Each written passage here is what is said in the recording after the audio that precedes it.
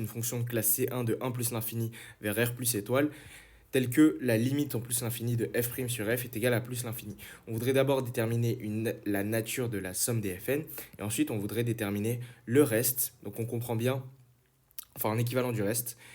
Donc on comprend bien que pour que le reste soit défini, il faut que la série des fn converge, donc que la somme soit finie. Et donc, du coup, la première question, c'est plutôt montrer que la série des fn converge. Alors pourquoi je corrige cet exercice maintenant? C'est parce que le dernier exercice avait des hypothèses très similaires. Donc on avait la limite quand en plus l'infini de f' sur f est égal à a avec a strictement négatif, et on montrait que f' et f étaient intégrables. On avait des hypothèses très similaires et une conclusion bien différente. Je t'invite à regarder l'autre exercice et à justement, à chaque fois que tu fais un exercice, trouver d'autres exercices connexes avec des hypothèses allégées, des hypothèses alourdies, des conclusions plus fortes, des conclusions plus faibles, pour pouvoir vraiment développer ton intuition mathématique et développer surtout ta compréhension d'un seul sujet. Donc là, du coup, je t'invite à chercher cet exercice qui est, selon moi, beaucoup plus dur que le précédent, euh, mais qui est abordable, franchement abordable, mais qui est quand même beaucoup plus dur. Du coup, de mon côté, je vais partir sur la correction. La première chose qu'on peut noter, évidemment, c'est que, je ne vais pas faire une correction comme d'habitude, enfin, comme les mecs font sur YouTube d'habitude, c'est-à-dire qui balancent la correction comme ça et sans donner d'intuition. Je vais essayer de vous montrer comment on peut trouver. Donc, la première chose qu'on note, c'est que, ln de f, c'est l'intégrale de f' sur f, primitive de base. Et donc, on peut directement penser à un truc assez naturel qui serait la comparaison série versus intégrale. Pourquoi on peut penser à cette comparaison de manière très naturelle? Parce que ici c'est défini en tant que série. Enfin, ici Fn, on veut calculer la série des Fn, et ici c'est défini en tant qu'intégrale. Donc on a des informations sur l'intégrale, on veut se ramener à une information sur la série. Pourquoi pas une comparaison série intégrale? C'est une chose qui est très pertinente, d'autant plus qu'on remarque que ici f' va être de signe négatif à partir d'un certain rang. Pourquoi? Parce que ceci, c'est du signe de f', puisque f est strictement positif. Du coup, on va avoir de la monotonie sur un voisinage de plus l'infini, et donc ça peut être assez intéressant de partir sur une comparaison série intégrale.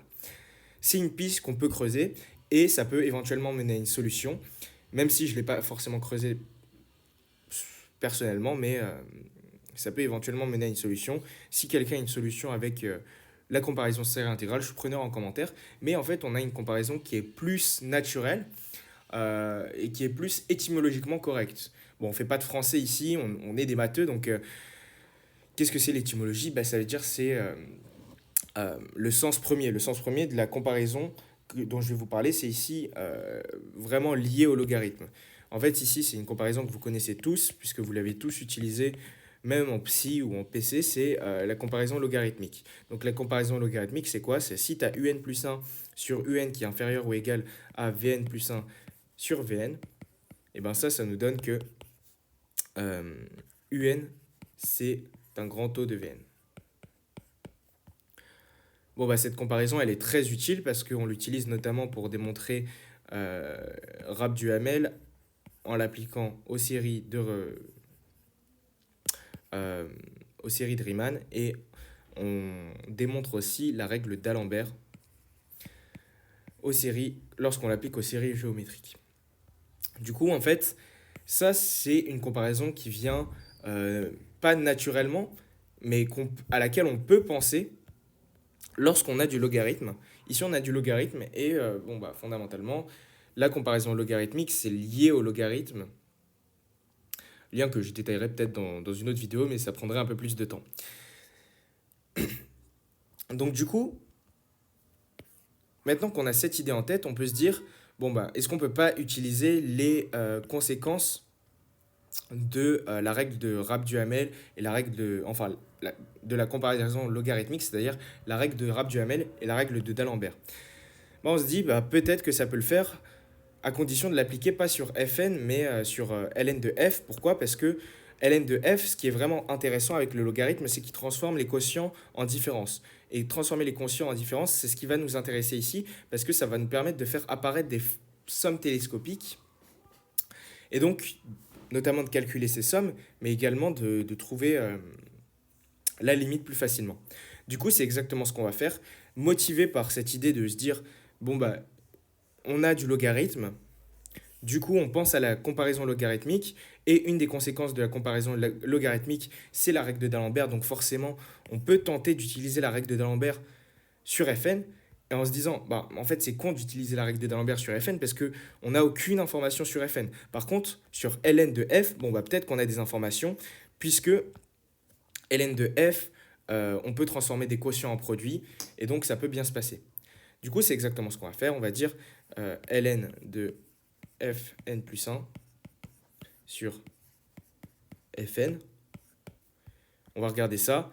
Et puis, en passant à l'exponentielle, on pourra se ramener à la limite de fn plus 1 sur fn, puisque l'exponentielle est continue, donc on va pouvoir intervertir, il n'y aura aucun souci. Donc du coup, ceci, ça va faire ln de fn plus 1 moins ln de fn. Là, la deuxième subtilité de l'exercice, c'est de se dire, ici, je reconnais une fonction continue dérivable entre deux points, et donc, on va pouvoir utiliser le théorème des accroissements finis.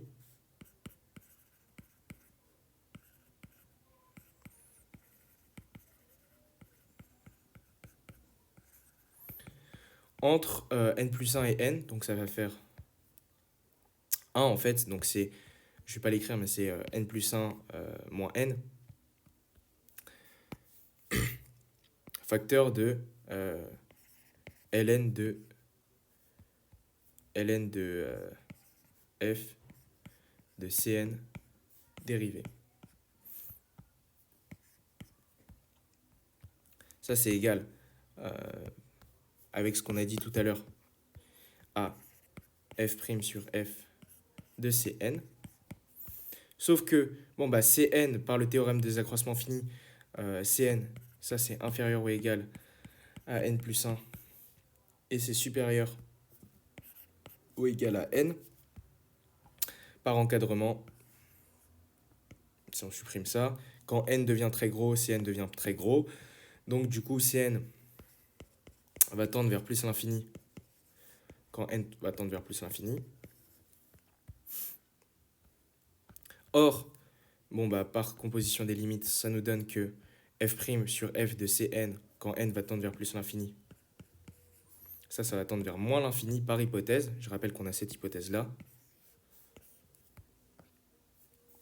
Finalement, on a que ln de f n plus 1 sur fn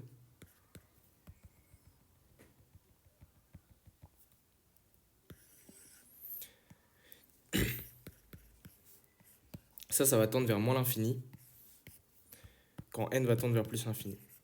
En appliquant l'exponentielle, du coup, on va avoir que fn plus 1,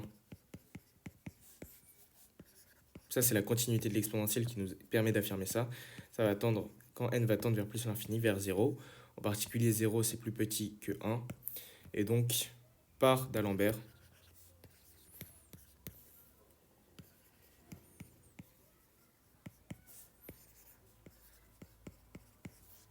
la série des Fn converge. Très très intéressant cette petite astuce est vraiment dure à trouver. Donc si tu l'as trouvé, félicitations à toi parce que pensez à... on a du logarithme, donc on pense à la comparaison logarithmique puisqu'on est avec des séries. Puis pensez à la règle de Rabb-Duhamel ou à la règle de D'Alembert, puisque la règle de Rabb-Duhamel, en fait, fondamentalement, c'est la règle de D'Alembert raffinée.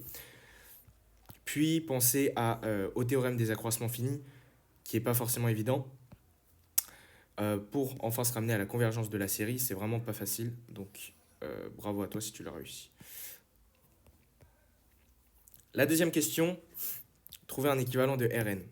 Alors celle-là est beaucoup plus simple. Si tu n'as pas réussi la première question, celle-là est à portée de tous par contre. Et on va voir rapidement comment faire ça. Alors, déjà, comment intuiter ça? Comme d'habitude, on va voir un peu. Donc, Rn, c'est quoi fondamentalement? C'est Fn plus f de n plus 1 plus f de n plus 2, jusqu'à l'infini. Sauf que, d'après 1, bon, d'après 1, dans la preuve de 1, on a montré quoi? On a montré que f de n plus 1 sur Fn, ça tendait vers 0. Donc, autrement dit, c'était un petit taux de Fn, de 1, pardon. En passant ceci de l'autre côté,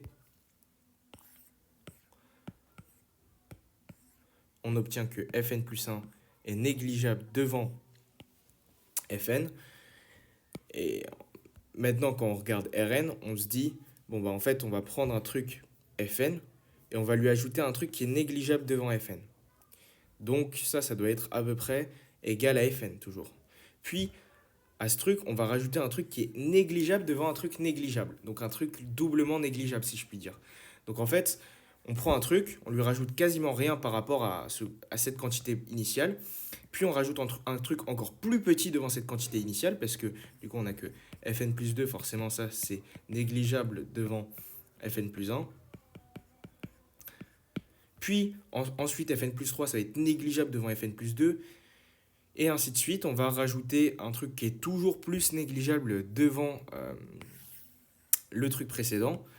Et donc, du coup, on peut se dire, bon, bah, Rn, fondamentalement, ça a l'air de se comporter à l'infini comme Fn, parce que, en gros, on va ajouter des trucs qui sont négligeables à chaque fois devant Fn. Donc, ça risque pas beaucoup de changer le comportement de Rn. Donc ça, c'est notre conjecture.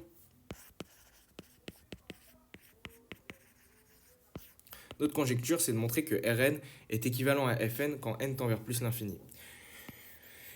Bon, du coup, comment on va montrer ça? On a que la série est convergente, et quand il s'agit de reste et de série convergente, le truc qu'on aime bien faire, c'est la sommation des relations de comparaison, notamment quand il s'agit de montrer des équivalents. Donc ici, c'est totalement naturel de penser, donc je rappelle, la comparaison des relations de comparaison, c'est quoi? Enfin, la sommation des relations de comparaison, c'est si on a un équivalent à Vn et que les deux séries convergent, ça nous donne que donc, et somme des un, somme des Vn convergent, bah ça nous donne que la somme pour k est égale à n jusqu'à plus l'infini des uk, ça c'est équivalent à la somme de k est égale à n à plus l'infini des vk. Autrement dit, si on a deux séries équivalentes qui convergent, ben on va avoir les restes qui vont être équivalents. Du coup, maintenant on va se dire, ok, on voudrait avoir somme des fk équivalent à Fn. Donc pour k allant de n à plus l'infini évidemment. Ici on aimerait écrire ça sous la forme d'un reste. Pour écrire ça sous la forme d'un reste, on pense évidemment aux séries télescopiques. Et on dit que ça c'est fk moins fk plus 1. C'est le reste des fk moins fk plus 1 pour k allant de n à plus l'infini. Tu peux vérifier que c'est bien égal à Fn, ceci. Et donc, du coup, maintenant, notre job, c'est de montrer que Fn est équivalent à Fn moins Fn plus 1 quand n tend vers plus l'infini. Bah ça pose aucun souci. Pourquoi? Parce que une des caractérisations de l'équivalence, c'est de dire que, c'est parfois considéré comme la définition, c'est de dire que la différence, elle est négligeable devant l'un des termes. Donc en fait, on va calculer la différence. Évidemment, ici, il faudrait introduire les n, donc soit n dans n.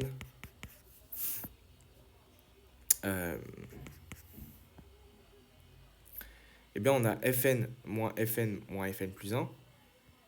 Ça va être égal à Fn plus 1. Et ça, c'est égal à un petit taux de Fn. Et donc, on a donc bien